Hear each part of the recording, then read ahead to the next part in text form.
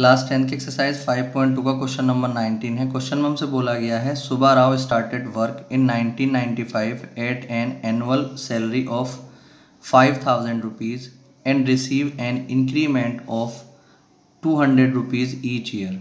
In which year did his income reach 7,000 rupees. देखिए question में हमसे बोला गया है कि एक सुब्बा राव हैं, उन्होंने 1995 से काम करना स्टार्ट किया। तब उनकी जो एनुअल सैलरी थी वो 5,000 थी। उसके बाद जो है उनका हर साल जो है 200 रुपये का इंक्रीमेंट हो जाता था, यानी कि उनकी सैलरी जो है 200 रुपये बढ़ जाती थी।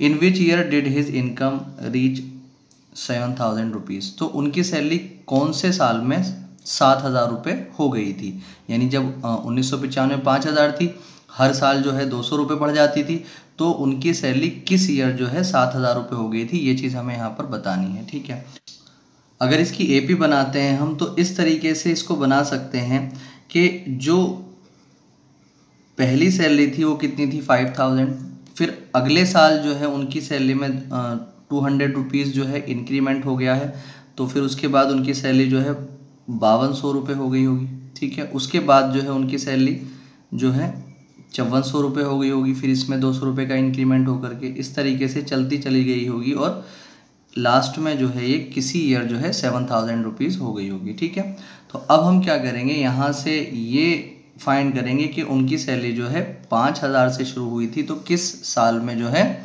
7,000 रुपये हो गई थी। तो उसके लिए हमें क्या करना पड़ेगा, हमारे पास ये एक एपी चल रही है जिसमें जो ए लिया जाएगा वो कितना लिया जाएगा 5,000 यानी फर्स्ट टर्म, जिसमें जो डी होगा कितने कितने का डिफरेंस चल रहा है 200 का, तो वो कितना आ जाएगा 200 आ जाएगा, या तो इसमें इसको माइनस करके दिखा देना, डायरेक्ट भी आप लिख सकते हैं। ठीक है, उसके बाद जो लास्ट वाली जो टर्म है, लास्ट टर्म को हम एन लिखते हैं, तो जो एन है वो कितना है हमारे पास 7,000।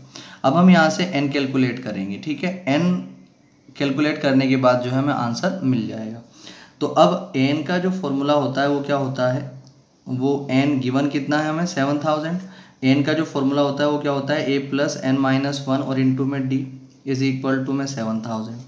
अब ए कितना था हमारे पास 5,000 प्लस एन की वैल्यू हमें निकालनी है -1 इंटू डी कितना था 200 इज इक्वल टू 7,000। अब अगर हम इसको आगे लेकर के चलते हैं तो 5,000 इधर लेकर के आ जाएंगे, n माइनस 1 और इंटू 200 को आप ऐसे ही रखें, ये 7,000 माइनस 5,000, तो n माइनस 1 इंटू 200 को आप ऐसे ही रख लें। अभी 7,000 में से 5,000 माइनस करेंगे तो हमारे पास 2,000 आ जाएंगे।